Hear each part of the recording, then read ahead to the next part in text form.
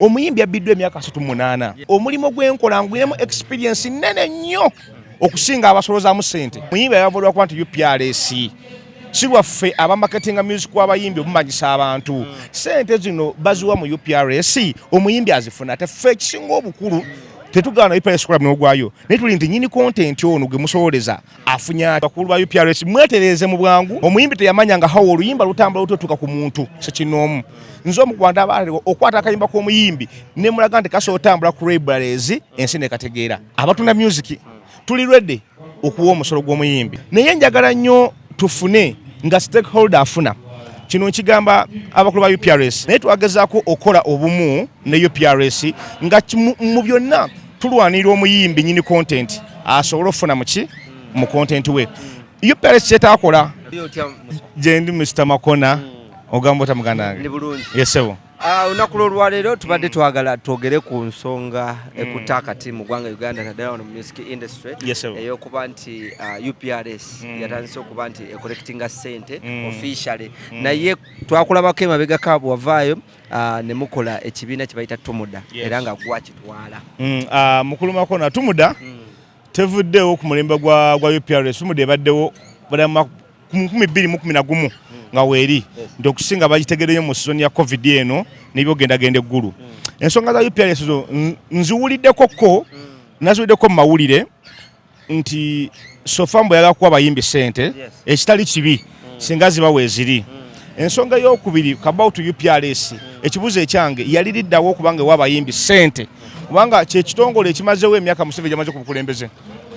Nga tetunaba kutandikira tetunabagenda awo soko otwanjulire TUMUDA ekola ki era egwawa. TUMUDA kye kitongole ekitwala abatunda music mu Uganda, the Ugandan Music Distributors Association nga kikulemberwa omukulu Waswa Moses amanyikiddwa nga Moswa era nga yenze wano. TUMUDA yetwala abatunda music bonna oba babu computer oba oteeka oluyimba mu firimu aba library abazitembera ku motoka kitwalibwa TUMUDA ekitongole kya TUMUDA ekyawamu. Twalabako awo Kaye Wisdom bwe yavaayo n'agamba nti TUMUDA yali eyambako buyambi UPRS tukiriza omulimu gwayo naye officially mmwe temuyinaawo mulimu. Okay. Ekintu kye yagamba okusaidia Kaye kuba ye muganda wange Wisdom Kaye twemanyidde emyaka egya wakati nga 20 nga mwana muto paka katubali ayambako UPRS ogyogerera naye si buli kimu nti abeera akimanyi bwe bukya kumanya ogamba nti TUMUDA eyambako UPRS TUMUDA ye sector yetengeredde. It's a private entity. Sigamba nti abananyini association yetengeredde nga teri under naye twagezaako okola obumu ne UPRS nga mu byonna tulwanira omuyimbi nyini content asobola ofuna muki mu content we. UPRS kyetaakola oba kyetakoze waffe emu yaffe yali nti omuyimbi afunya atya mu music we nga tayimbe ku stage nga tatunza CD naye nga kwa media houses wa ssente za corporate beza music naye baganda nga ba UPRS nze nandisabye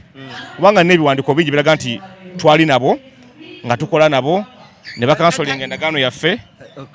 byengendo batangaza maaso mu conference nga n'empapula nzireese. Ani approvinga TUMUDA okuba nti ekolagane yali omukulembeze nsula bamugoba na bugobe Mr. Anthony yaddiyayo gundi mukulu wasula mu bigere ne bateekawo Anthony kulwenkolagana ennungi genosali musale kulwokuba nti baali batusiiga enzo nti ffe tusinga okwavuwaza abayimbi mu ggwanga abatunda music abayimbi ne batukuba enziro ew'omukulu. Ekyomukisa omulungi Jeno nampita nambuza hawo lwaki abayimbi bano bagamba nti baavuwaddirwa kuba nti mmwe neŋŋamba ow'ekitiibwa Jeno omuyimbi yavuddwa kuba nti UPRS si lwaffe abamarketinga music w'abayimbi omumanyisa abantu naye ekitongole kya UPRS ekikuŋŋaanya omusolo gw'abayimbi kyekyandetegamba ffe omwaka guno twakuŋŋanya obukadde 5 zasaasaanyibwa bwe ziti ekitakoleddwa. Naye abantu boyogeddeko wasula ne munne be bamu ku bayimbi abavangayo ne bakola ki ne bacomplaininga ku bantu abo oba abayimbi bacomplaininga nnyo ku bantu abo nti bafutyanka. Yes kati wasula nali nkimanyi nsonga emu mukulu wasula nga akyakulembera UPRS akavyo kali kangi nnyo ne Mr. Anthony ono bwe yajja yateekawo enkwatagana n'ebitongole ebimu ba stakeholders abadde mu industry okubanga bakwasaganya okuyamba ku UPRS naffe tumuda batuyitira ku board ne bayita ku board mutese mukolera tese nabo tukole hawo omuyimbi afunya atya ne tugamba no before kunganya omusolo guno soke tusomese ba stakeholders abatunda ennyimba mu ggwanga lyonna bwe tuna abasome tubalage sente zino baziwa mu UPRS omuyimbi azifuna ate ffe ekisinga obukulu tetugana UPRS club n'ogwayo naye tuli nti nyini content ono gwe musoleza afunya atya kubanga omuyimbi abiddwa emyaka 38 ate UPRS kimanyi bulungi nti UPRS kijagamba nti ebbye sijagamba nti ki ebbye omuyimbi emyaka 3 mu 7 emyaka gyamaze ku bukulembeze UPRS gy'emyaka gyemaze ng'ekola kati mwe mwali how sure are you nti no mwe mwali temugenda kubba sente anti lwansonga emuti because buli muntu eyajjanga nga yagala collectinga sente z'abayimbi nga akomekereza ababbi yesebo ku lw'ensonga ya ssente nga bwogaba otyo nti ffe twaliwo okulwana nnyo tusasule omusolo abatunda music tuli ready okuwa omusolo gw'omuyimbi waffe twasaba abayimbi tukolagane nabo towenga omusolo ogwo nga ffe kalumanywero avaawo okuba nti mwayawukana ne UPRS olw'okuba nti kyemmanyi nti twale mukwatagana kyemmanyi mu bintu ebimu naye ensonga ezimu badde nsaba mu conference yaffe wiiki ejja ngenda kujja n'empapula obalaga buli kimu nga bwe kyali n'endagaano zaffe na biki bye twasaba tukole nabo ne bagana obbikola na biki ffe twagamba UPRS ekolera abayimbi n'egaana obbikola ne tugamba nti ku lw'ensonga ezo tusooke twetegereze mu kitongole kino kubanga ffe tukolera muyimbi tumuda ya muyimbi si ya kitongole kya gavumenti naye abantu abakwapointinga nga tumuda abantu bavadda ku bukulembeze era abaliwo bo bagamba nti tumuda tebabamanyi mwali jesi muzze kubayambako buyambi in fact mwali mubayambako buyambi kuba nti no mutuukiriza omulimu gwa ekitali kibi bwe bagamba nti twayambako buyambi si kibi bajja kumanya mu maaso awo nti batuyita era nga bwe bagamba nti batumanyi ndishiwo bajja kwegabya nti batumanyi oba twakola ensi kandi ndishiwo nti no conference yakolewa ku UPRS mwaliyo mwalaba nti bayanjwa ekyogeja kya tumuda nga bo bennyini ne bagamba nti batumanyi era bajja kukola naffe bwe bavayo gamba nti batumanyi naye banamuli manyi amaze baga ensonga ki eziri wakati wano so bintu byanfuna biri awo katikati awo naye kigambibwa nti gwe omu kubavuddeko obuzibu buno oyagala okwefuula bosi ennyo oyagala okuba nti nno ekintu okikulemberamu nnyo ate towa bantu bakulu kitiibwa naddala bwe wasanga mu UPRS ekintu kansooke ndeete ku kino ansongemu nti seefula bwefuzi kubeera boosi ndi boosi ekintu ekyokwefula kyekyokwefula kyotali moswa nzo mu kubatandika otambuza music mu Uganda nga Lusindi Kasiwukira Exizo ne Brani bali kulidde omulimu guno omuyimbi teyamanya nga hawo oluyimba lutambula lutotuka ku muntu sekinomu nzo mu Rwanda abali okwata akayimba k'omuyimbi ne mulaga nti kaso otambula ku libraries ensi ne kategeera